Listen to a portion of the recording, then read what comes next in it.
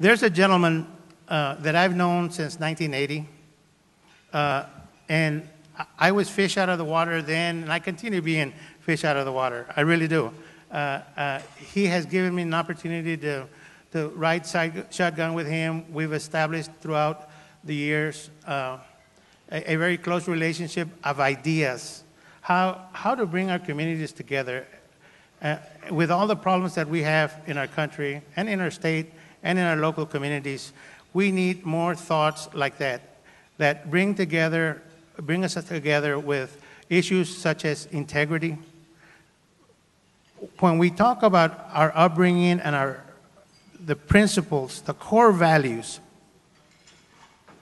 that we learned at home, and then were re-emphasized with our journeys in life, those core values, we may have different political perspectives, we may come from different economic areas, but those core values are the same. I don't care what color, I don't care what race, I don't care what religion. Those core values bring us together, and it is through that effort that this year what we're honoring his dad. His dad has been dead for over 50 years, and he brings to us a set of ideas, and I want him to set the tone because every one of the persons is a recipient knows about these common values. And let's have a well-deserved round of applause for Mr. Tieman Skipper Dippel, author of The Language of Conscience.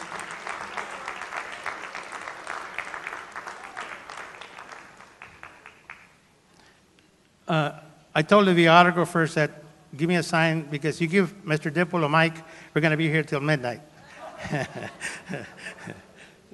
Loud round of applause for Mr. Dippel. Thank you, Isidro. On behalf of our family, and certainly Dad, I want to say thank you for the thoughtfulness of the coalition in dedicating the Bridge Builder Award to Dad.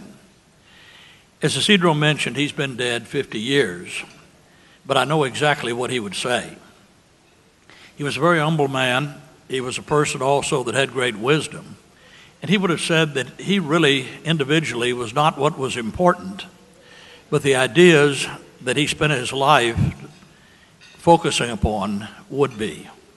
To him, people or events were not that critical. It was ideas that really mattered. Those ideas are formed in every one of us, in our families and in the way that we grow through life. In him, there were three major ideas that somewhat occurred in different stages: 1920s, 1930s, 1940s. The first and most important was basically in the 1930s. Grandfather Henry had started the Brenham Wholesale Grocery, been very successful as a business, but in time of the Depression, he was having a very hard time, and he had to fire about half the people or let them go. Dad had to come back from the University of Texas, and the first thing he had Dad do was to take a dull knife and cut some slices in flour sacks.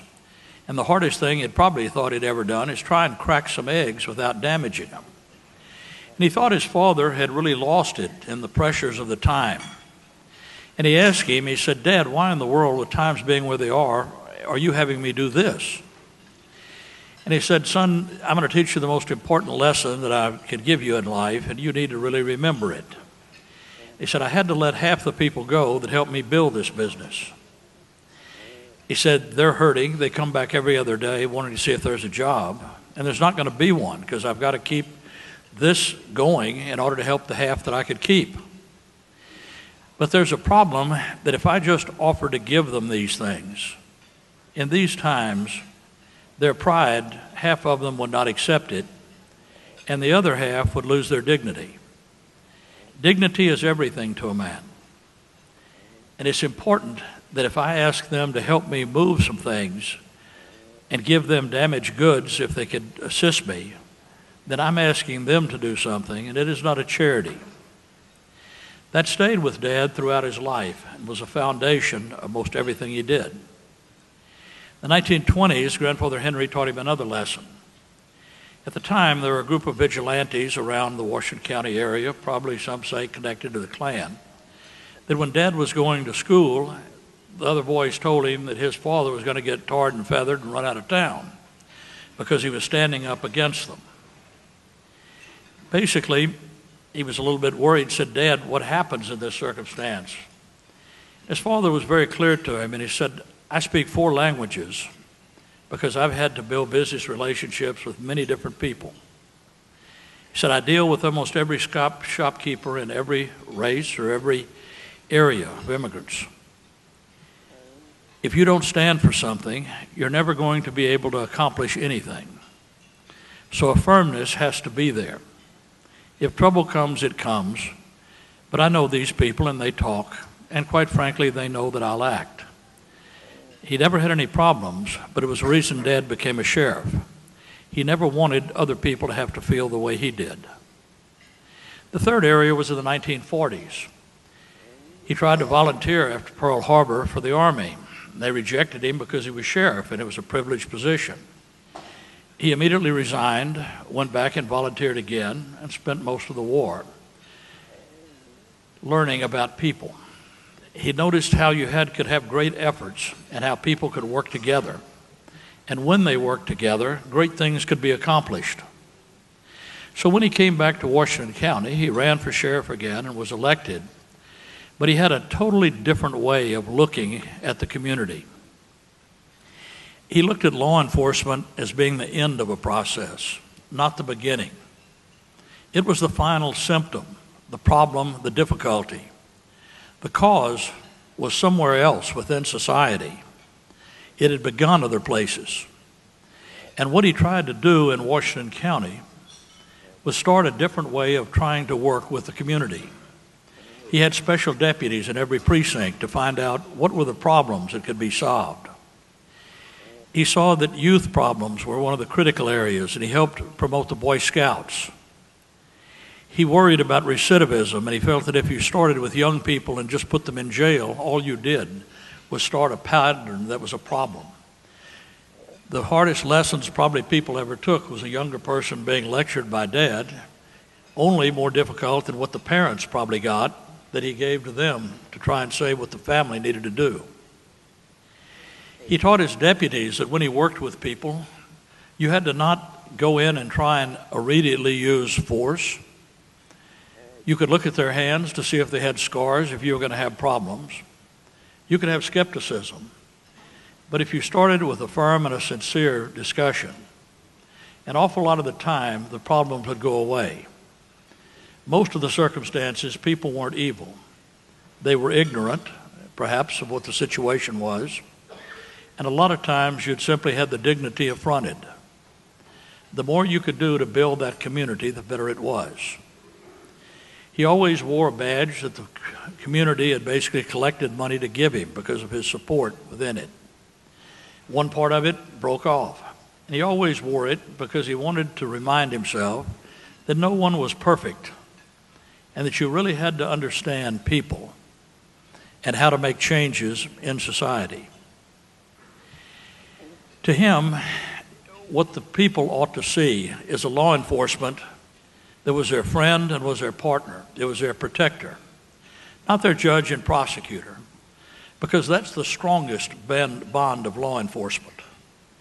It's one that if you have the community with you, you can tell it by a number of things.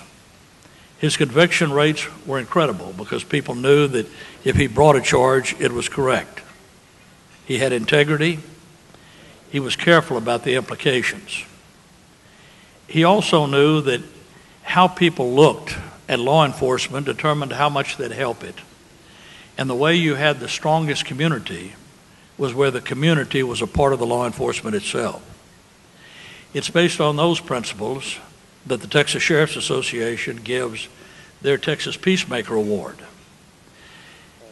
He basically unified a community with that understanding. It helped that he was 6'3", 240 pounds, knew the martial arts, carried a gun, and an 8-cell flashlight. Conversations always came easy for him. But beyond that, he would have explained a different philosophy of how society works. And I think this is what Isidro wanted me to visit a bit about tonight in setting a tone. When we wrote the Language of Conscience book series, a lot of what we relied on were some of his philosophies, but we tried to define them more thoughtfully. The way we finally did that was to talk of three cultures. He talked always of where was the discipline within society. And the discipline, if it's done properly, falls into three different areas. The first is the rule of law, and hopefully the pursuit of justice beyond just law. It's what we all agree to. It's everything that we say we're going to enforce, and that we'll have penalties if we do not. But the second great culture is the culture of obligation. It is a culture of reciprocity, of courtesy, of people's relation with each other. It is a golden rule of Christ, the silver rule of Confucius. It is basically the unwritten moral law of C.S. Lewis, all of which have us with each other expecting certain levels. When those levels deteriorate and drop, when our courtesies and our caring about others are not reciprocal, we rely back on the law, which is often now regulation. But he had a much more important third culture that fit in, and it was a culture of compassion. It was the culture of the great religions, all of them, virtually, in conscience. It was a culture of most of the great philosophers. In those concepts, life is a refinement. We start out as people of convenience, a people that basically have a degree of arrogance in youth, a degree of ambition. We look at relationships in different ways. But as we grow older and we refine ourselves, we realize true life is not what others do for us. It's what we do for others because it defines us and our character. It is what we do that makes us successful and satisfied. These three cultures are tested today. We no longer have the strength, in many of the cases, in the compassion. We talk it in politics, but in reality of our heart, it's not quite the same. It's one reason Dad, when he retired from banking, from sheriff, became a banker. He built more churches than probably anyone around in financings because they made the benefit of the community. It's also a case that society and the modern times have made it very difficult for us to build the bridges that we actually need to pull back those three great cultures. We each have silos in which we live. Tonight, this is a bridging between those silos. But we understand what we see, and the media, the algorithms, all of the areas make it ever more difficult for us. I know if I turn on Netflix that it's going to give me the movies that I will like 99.9%. And I'll probably never see anything else that I might enjoy more because I'll stay right there. So finding some ways that we as institutions can build with each other becomes very important. In academia, they talk in the clash of cultures that what you really have is most different groups in these different silos are like pieces of salad and vegetables in a salad bowl. You don't want them to have friction with each other, so you add toleration and reciprocity as an oil that sort of smooths things out. That's the way in some cases society operates. But the reality is, if we want to make things better, we don't need a salad bowl, but also the academic melting pot. It is where we have people together that we can jointly have dignity, because we have to have everyone involved to have true dignity or to have economic opportunity. That melting pot has to be of conscience. It has to be of that third culture. That has to be our common organizing principle. Because how you think about something determines what you think about something. And conscience over convenience is going to be the one unifying concept we can have. That conscience was Martin Luther King's determination of character, of what he wanted as the judgment. It was Cesar Chavez's dignity.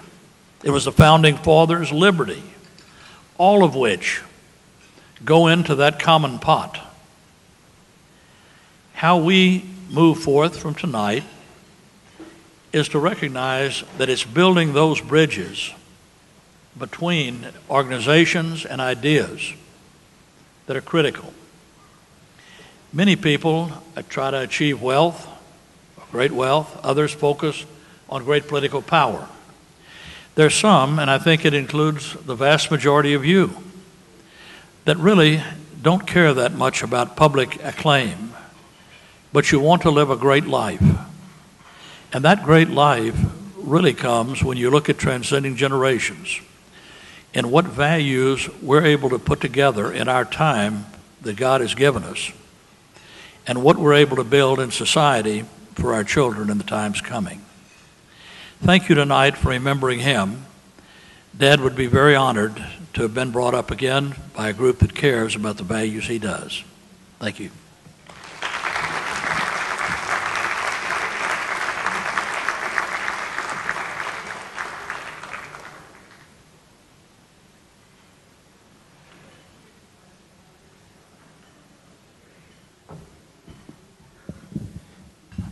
That's a period at the end. Let's have another loud round of applause for Mr. Tieman Skipper Dippel, author of The Language of Conscience. You can go Google him, The Language of Conscience, and the latest book is The Wisdom of Generations.